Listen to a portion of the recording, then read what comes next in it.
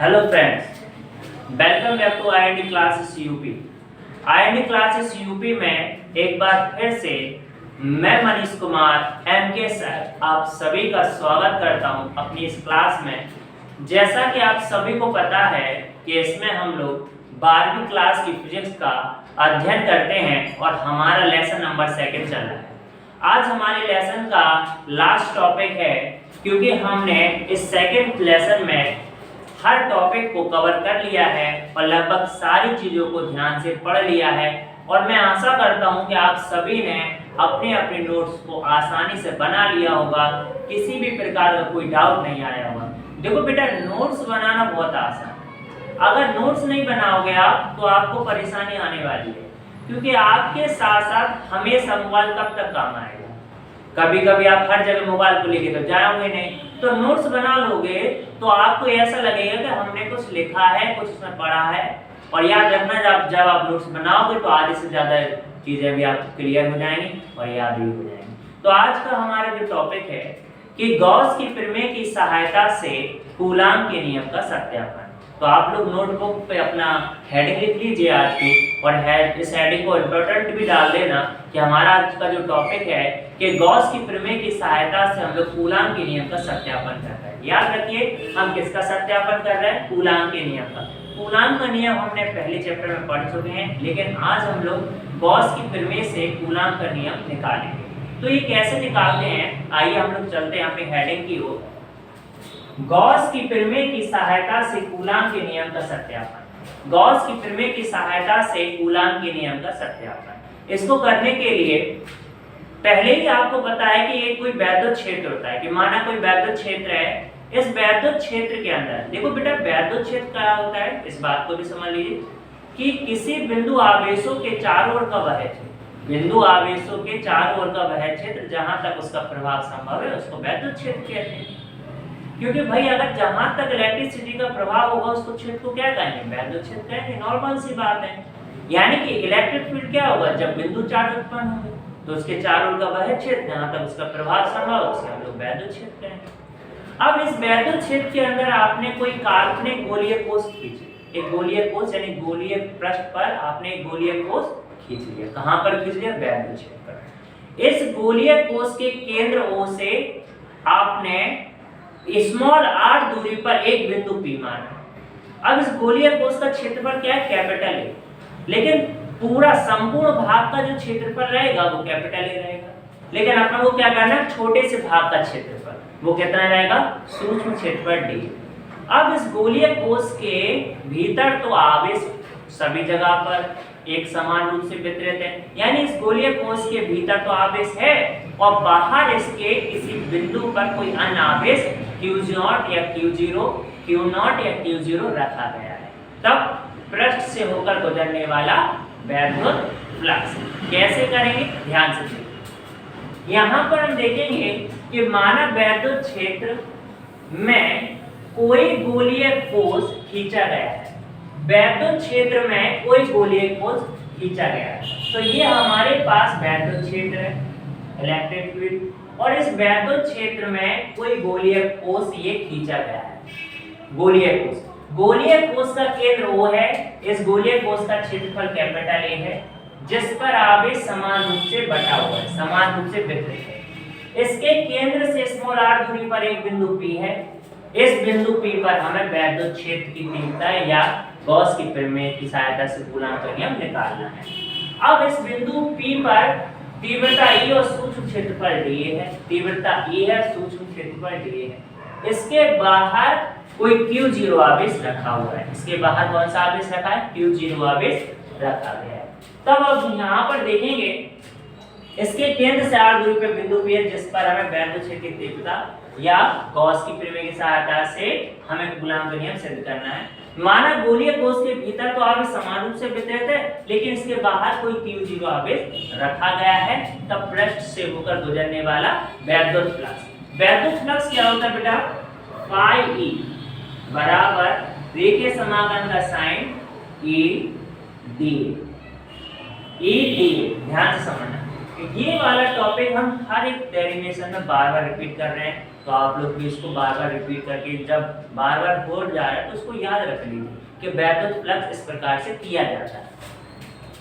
हमें पता है तो यहाँ लिखेंगे वी नो दैट हम जानते हैं कि E डॉट dA बराबर होता है बेटा E dA cos थीटा। तो ये पूरा मान हम यहाँ रख लेंगे। फाई E बराबर रेखीय समाकलन का sign E dA cos theta. Theta बराबर हम लोग 0 लिखेंगे। कितना लिखेंगे? 0। तो हमें प्राप्त होगा फाई E बराबर E dA। क्या प्राप्त होगा? फाई E बराबर E dA। फाई E को बाहर लिख देंगे और dA अंदर है। अब यहाँ पर लिखेंगे गोलीय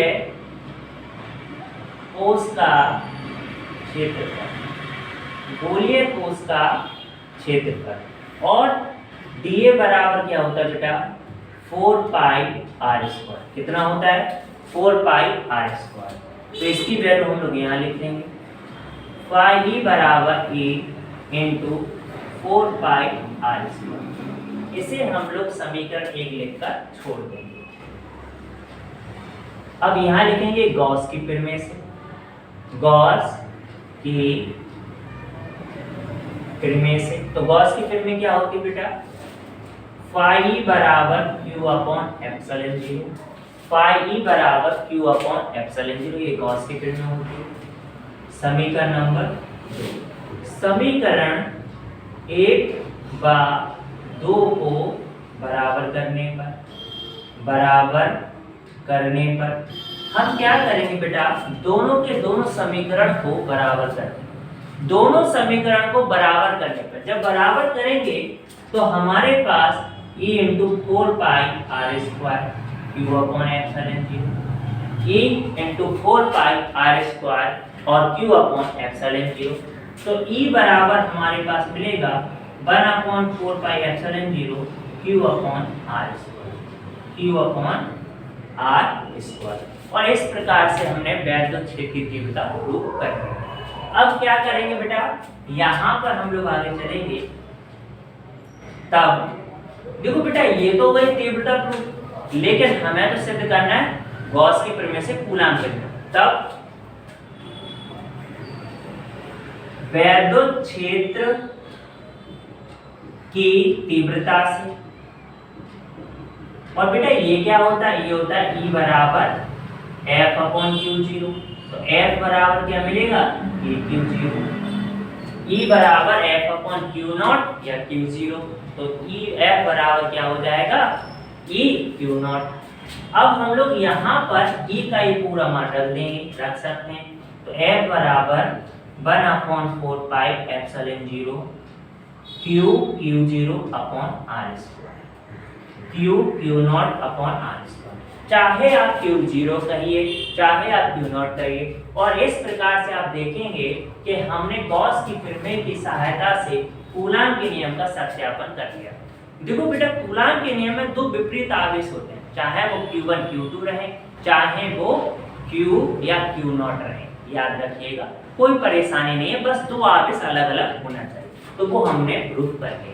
अब हमें पता है 1 अपॉन 4 पाई एप्सिलॉन 0 की वैल्यू कितनी होती है? 9 गुणे 10 की घात 9।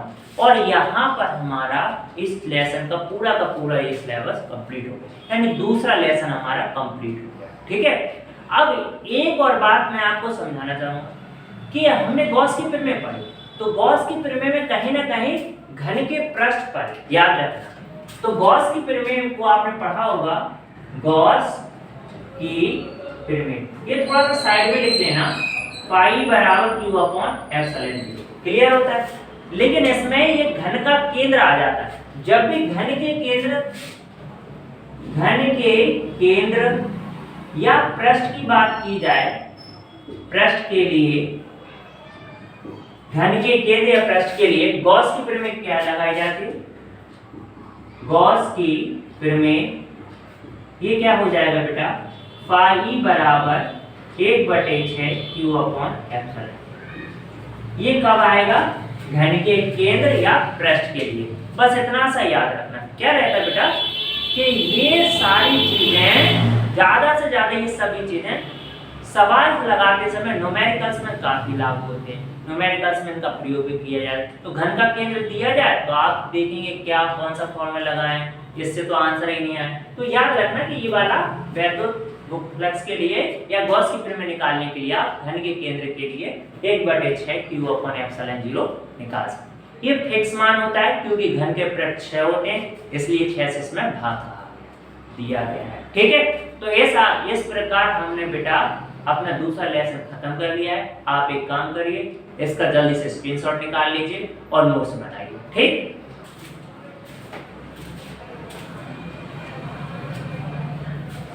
हाँ बेटा, आप सभी ने इसका स्क्रीनशॉट ले लिया होगा, नोट्स भी बना लिए होगा। और यदि आपको ये लगे कि वीडियो ज़्यादा तेज हो रही है, हम लोग लिख नहीं पा रहे हैं, समझ नहीं पा रहे, तो पॉज कर करके अपने हर डाउट को क्लियर करिए और जो भी डाउट आता है तो उसको हमें कमेंट में रखिए। आपके कमेंट का हमें इंतजार रहेगा। जो भी आप कमेंट करेंगे, जैसा भी आप कमेंट करेंगे, तो हम उसको हल करने की कोशिश करेंगे। अब ज़्यादा से ज़्यादा आपको क्या करना है, वीडियो को लाइक करना है, शेयर करना है, सब्सक्राइब करना मत भूलिएगा। बेटा इसमें ऐसा सब कुछ समझाने के लिए, देखिए हमारी क्लास में हम आपको फिजिक्स को आसान से आसान तरीके से समझाने की कोशिश करेंगे। तो आपका भी थोड़ा सा फर्ज बनता है कि आप हमारा सहयोग करें, वीडियो को सब्सक्राइब करें और हो सके तो अपने 1 या 2 मित्र के साथ शेयर करें, जिससे क्या है कि वीडियो वहां तक पहुंचे कि कल के दिन जो मित्र भी पढ़ लें अपने, जिनके पास ये अपॉर्चुनिटी नहीं दी गई है। तो आप वीडियो को लाइक कीजिए, सब्सक्राइब कीजिए। कल फिर मिलेंगे नई वीडियो के साथ। अब हम लोग अपना न्यूमेरिकल्स करेंगे और नई वीडियो के साथ न्यूमेरिकल्स की शुरुआत होगी। तब तक खुश रहिए, हैप्पी रहिए, आबाद रहिए। जय हिंद, जय भारत।